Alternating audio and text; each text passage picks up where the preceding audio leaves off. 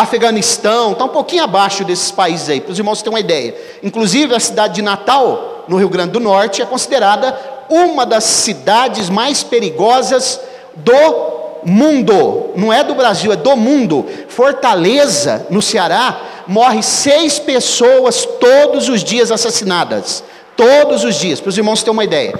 Então, quantos cadáveres são achados, alguns que são arquivados, a polícia não consegue resolver. A Bíblia está dizendo que quando eles passassem por um lugar, no capítulo 21 de Deuteronômio, e eles encontrassem um cadáver caído no campo, e não soubesse quem matou, está vendo, irmãos, os princípios da Bíblia? Por isso que já tinha magistrados, por isso que já tinha policiais aqui, chofrim, policiais, pessoas para executar a lei. Não pode haver um lugar sem lei, não pode ter uma terra sem lei, e nós que somos crentes, somos aqueles cumpridores da lei, temos que cumprir na risca, temos que viver debaixo da lei de Deus e da lei dos homens. Se alguém te convidar para violar as leis, para burlar as leis, não faça isso, porque o Senhor não se agrada.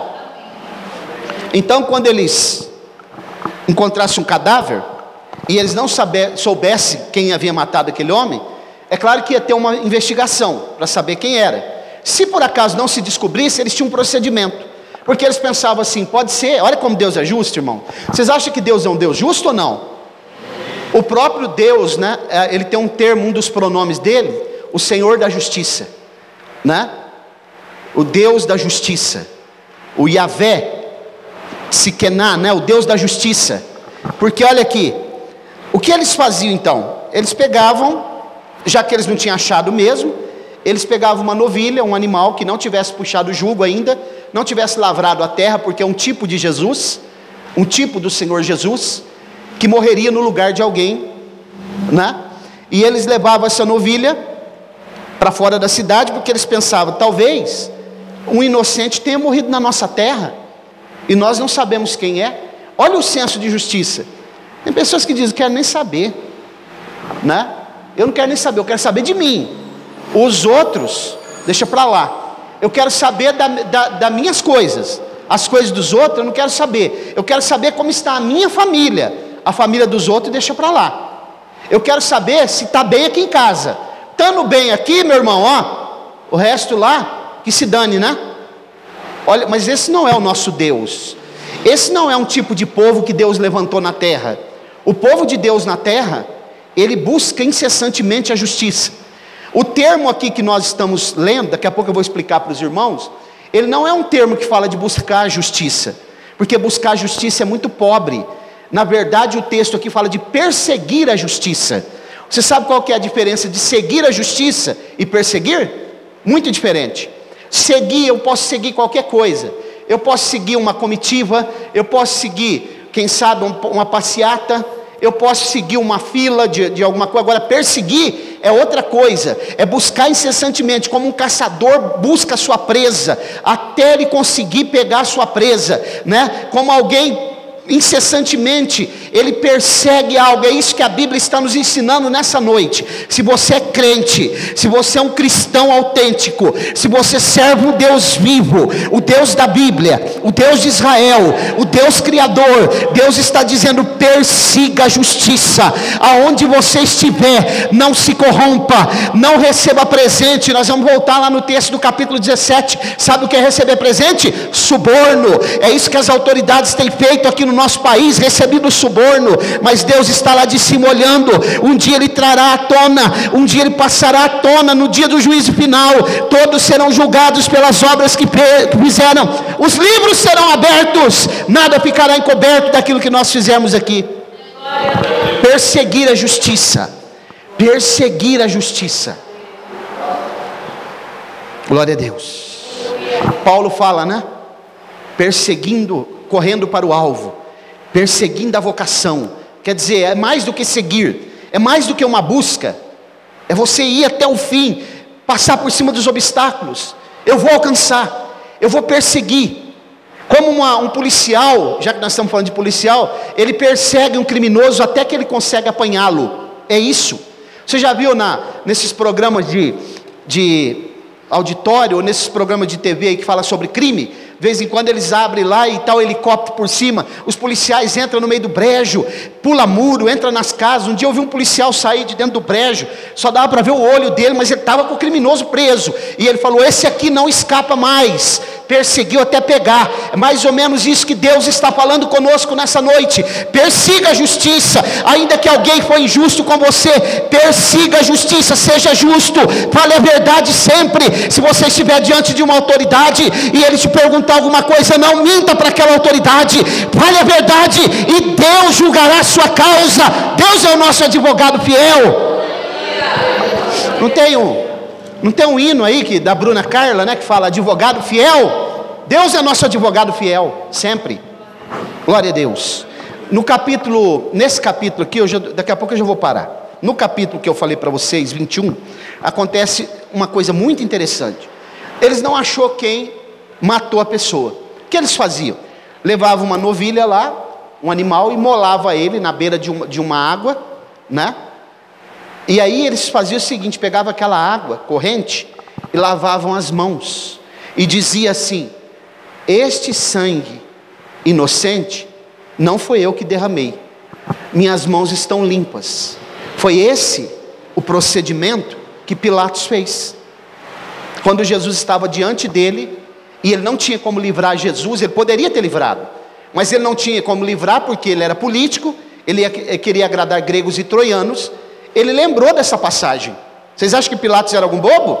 Ele, já sei, eu vou pegar a própria lei deles agora, a Torá, e eu vou fazer aqui um procedimento que está numa passagem da Torá, aqui ó, Devarim, Deuteronômio.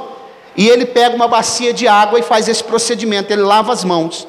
Ao lavar as mãos, que está aqui no capítulo 21 de Deuteronômio, ele vai dizer o seguinte: eu não estou matando esse homem, eu sou inocente. As minhas mãos estão inocentes do sangue desse justo. Até porque a mulher dele tinha alertado ele: não te envolvas com esse justo, porque essa noite eu muito sofri em sonho por causa dele, né? E Pilatos estava perturbado porque Jesus tinha falado da verdade para ele. Então ele faz esse procedimento aqui no capítulo 21. Olha como ele era sagaz. Ele usa a própria Torá, irmãos. De vez em quando você vê políticos aí citando a Bíblia, né? Eu vi uns dias atrás aí, vou citar a Bíblia aqui. Quando eles estão fazendo campanha, eles fazem muito isso, né? Citam o livro sagrado, mas não praticam nada do que está no livro sagrado, só o que é conveniente para eles. Pilatos fez isso. Glória a Deus. Muito bem, irmãos. Esse procedimento ele era realizado, né? E as pessoas então diziam: nós não matamos esse homem inocente. Depois eles sepultavam. Quero concluir essa mensagem voltando um pouquinho para o capítulo 20. Glória a Deus. Aliás, capítulo 16, que nós lemos, para mim fechar essa mensagem. Aliás, pode até colocar esse tema, Danilo: perseguindo a justiça. Quando a gente olha para o capítulo 20, vou voltar um pouquinho aqui no capítulo 16, o versículo 18. Não perverterás o juízo, não farás acepção de pessoas. Quer dizer, o que é isso aqui? Não perverter o juízo é não adulterar a justiça, é ser justo na hora de julgar a causa, não fazer acepção de... O que é isso que a Bíblia está nos ensinando? É o seguinte, irmãos, isso vale para qualquer âmbito que nós estivermos. Eu vou julgar a causa. Eu já falei isso aqui tantas vezes, irmãos. Eu estou sendo tão repetitivo nisso daqui, mas é preciso falar, né? Paulo diz assim: eu não me canso de vos escrever as mesmas coisas. Isso é segurança para vós. Quando você for julgar a causa de alguém, irmãos, seja justo, viu? Ainda que seja alguém da tua família e alguém da família de outrem, seja justo. Não passe a mão na cabeça de alguém da tua família, não acoberte aquilo que a tua família faz. Isso vale para mim também. Seja justo, né? Seja justo. Às vezes quando eu era garoto, eu chegava em casa com alguma coisa, já contei isso aqui para os irmãos, alguma coisa, minha mãe perguntava: onde você arrumou isso daí? Ganhei. Aonde? Ali. Então vamos lá, agora, né? E quando chegava alguém reclamando de mim lá, minha mãe e meu pai faziam isso. E a minha mãe, ela só morreu, ela só se converteu nos últimos dias de vida, no leito de morte. O meu pai nem se converteu. Eles tinham inúmeros defeitos, só que eles eram justos nessa parte aí. Quando acontecia alguma coisa, né, o meu pai dizia assim: espera um pouquinho, primeiro eu vou ouvir o que eles vão falar, depois eu vou te ouvir. Até porque meu pai já me conhecia, né? E nós conhecemos também os nossos filhos, os nossos netos, não tão bem, viu? Porque às vezes eles se comportam na nossa frente de um jeito, e quando eles estão longe de nós, eles se comportam de outro jeito. Isso aí é igual 2 e 2 é 4. Então, o meu pai dizia: eu vou ouvir os dois lados. Se você tiver errado, você te prepara, hein? Isso aqui, irmãos, não faça acepção de pessoas. Seja ele negro, seja azul, amarelo, asiático, da onde for, haja com justiça, sempre, porque Deus te acompanhará onde você colocar a tua mão. Faça isso em nome de Jesus. Isso aqui é uma instrução da palavra de Deus. Não aceite suborno, eu te dou tanto, você faz isso para mim. Não, as autoridades precisariam atentar pelo menos para esse pedaço, para essa passagem bíblica, para eles verem o que é a palavra de Deus. Por que Deus está falando de suborno há tantos mil anos atrás, irmãos? É o que mais acontece. Já viu falar numa palavra que se fala muito aqui no Brasil? Propina. Propina, já viu? O que estão pagando de propina aqui no Brasil, irmãos, né? Inclusive para algumas autoridades, inclusive alguns deles foram até presos, né? Já saíram alguns aí, mas eu acho que vai acabar voltando de novo. Então, irmãos, observem, versículo 20, aquilo que é totalmente justo, aqui que aparece 2 vezes, né? Tsekená, tsekená. O que é isso? Ou tzedaká, tzedaká. Justiça, justiça, aquilo que é totalmente justo. Aqui na minha tradução está seguirás, como está na tua tradução aí? Mas eu vou mudar, é perseguir. Esse termo aqui é muito pobre. A palavra no texto original é perseguir. O que você persegue, irmãos? O que você mais anseia, anela na tua alma? Deus está dizendo para nós aqui: irmão, se nós não formos justos, não adianta falar em língua estranha, não adianta orar 24 horas por dia. Entenda bem o que eu estou falando aqui. Nós devemos orar, devemos jejuar, isso é bíblico também, né?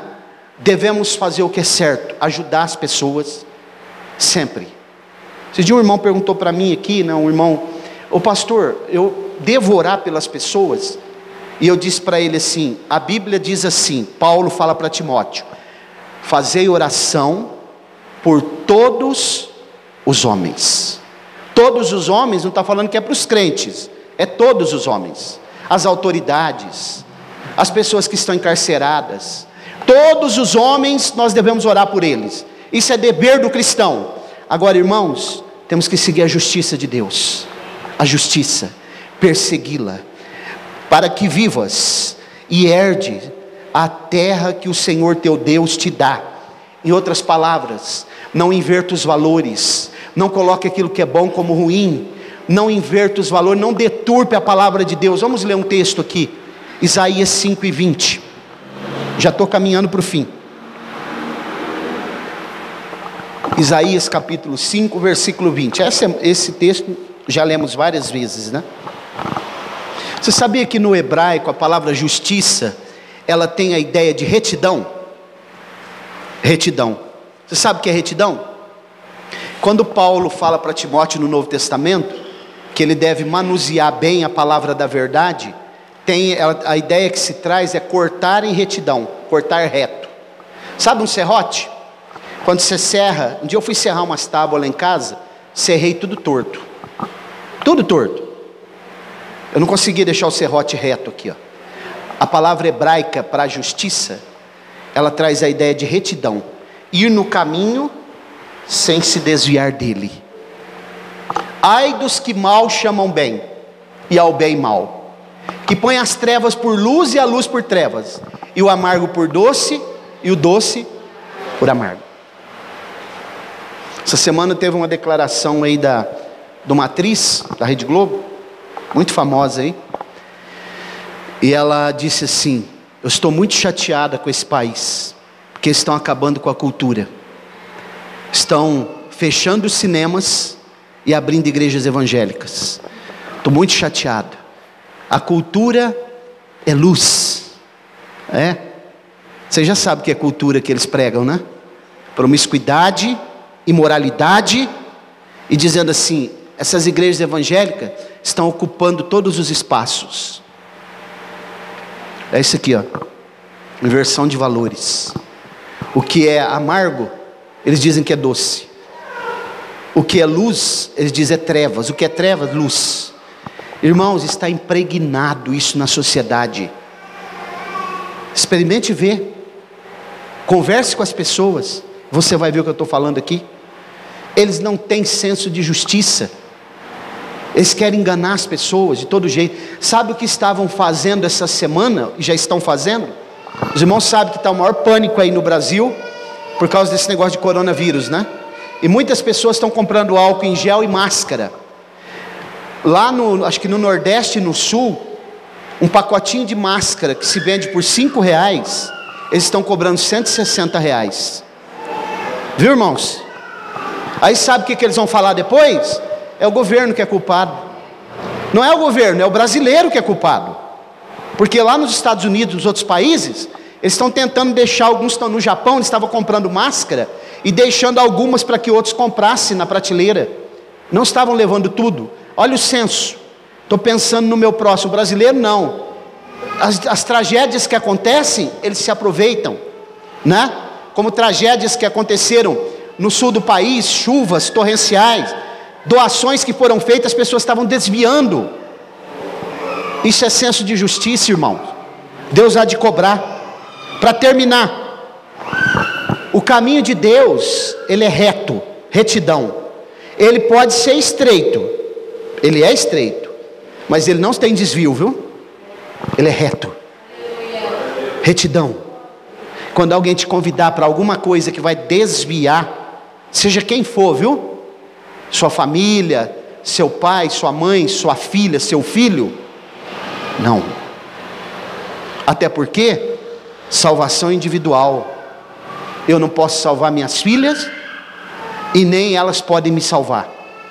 Eu não posso obrigá-las a vir aqui à igreja, ok? Elas têm livre-arbítrio para fazer o que elas quiserem. Agora, no dia do juízo final, elas não poderão dizer assim: meu pai foi omisso comigo, porque eu tenho ensinado. Elas não aprendem se não quiserem. Então, irmãos, preste atenção nessa palavra. Deus nos adverte aqui nessa noite. A sociedade pós-moderna, ela quer um Deus adaptável, um Deus que eles adaptam. Isso acontece em muitas igrejas aí também, não é só aí fora não. Um Deus adaptável, um Deus que eu coloco no bolso, um Deus que faz o que eu quero, um Deus que tem que resolver o meu problema a hora que eu quiser, um Deus que tem que ser igual a Papai Noel, ele tem que me dar o que eu quero, um Deus que eu vou servir ele quando der, eu vou fazer quando der, o que der. Esse não é o Deus da Bíblia, porque o Deus da Bíblia é Senhor, está sentado no trono, é Ele que manda, é Ele que decreta, a igreja serve Ele, a igreja obedece a Ele, e o nome dEle é glorificado. Coloque-se de pé, quem tem ouvidos para ouvir, ouça. Vamos orar. Glória a Deus.